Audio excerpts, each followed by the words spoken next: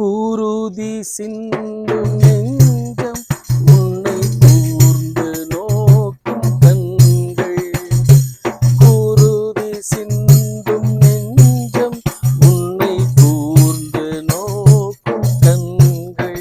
அங்கே பாரும் செந்நீர் வெள்ளம், அங்கே பாரும் செந்நீர் வெள்ளம்.